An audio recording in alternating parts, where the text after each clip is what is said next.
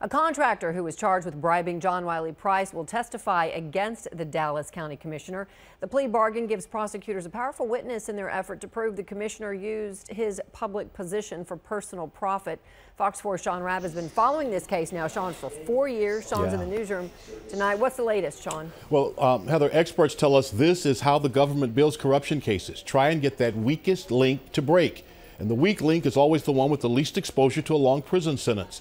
In the John Wiley Price corruption case, the link that broke, 45-year-old Christian Campbell. Christian Campbell left the federal courthouse after pleading guilty to 1 count of bribery in Dallas County Commissioner John Wiley Price's corruption case. White-collar crime defense lawyer Victor Vidal not involved in this case. Well, Christian Campbell is going to be very important for the government because now they have somebody who they claim is on the inside who's going to give them a bird's-eye view into what this alleged conspiracy is about. Campbell pleaded guilty to conspiring with Kathy Neely, longtime friend and ally of Price, to win an IT contract with the county for a company called Bearing Point in 2004, and to moving money to Price through Neely to get commissioners to award that contract to Bearing Point, which Campbell represented as consultant. This does not put any money in the commissioner's hand. It does not, from what I've read, have any direct linkage between Mr. Campbell and Commissioner Price. What it does do is puts a tremendous amount of pressure, in my view, on Kathy Neely. Former federal judge Joe Kendall is not involved in the case, but says this guilty plea squeezes Neely.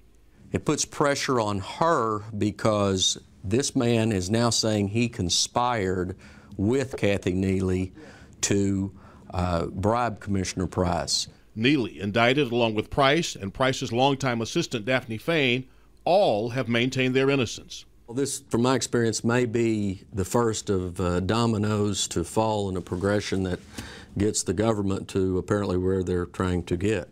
In exchange for his testimony, Campbell's been offered a sentence no longer than 3 years in federal prison. That's part of the underbelly of white-collar and criminal defense practice, is that the performance of the cooperating witness has an effect on sentencing, but the government has tremendous discretion. Now, another person connected to this case pled guilty today to 1 count of tax fraud. That's Karen Manning. She owned an art gallery.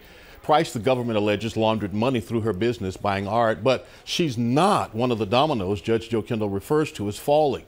That would be Campbell, and then the government hopes Neely will be the next domino to drop, and that she'll begin to explore plea agreement options available to her. All right, so Sean, I mean, that domino effect, it's got to start somewhere, and that is Campbell playing a pretty big role in all this, kind of the key role. For now, yes, because before now the government's case built on a paper trail, but now Campbell can tell the government just how the bribery scheme played out and how he could, through Neely, gain the commissioner's influence over the court. All right, so then now we're just going to have to see what Neely does. Yeah, the government, again, would like for her to plea also. Remember, she testified for the government against Don Hill in the Don Hill case. Just hung up from her attorney, Cheryl Watley. Tonight, she tells me they have no comment. Eventually they will, and we'll get it. Sean Rabb, thank you.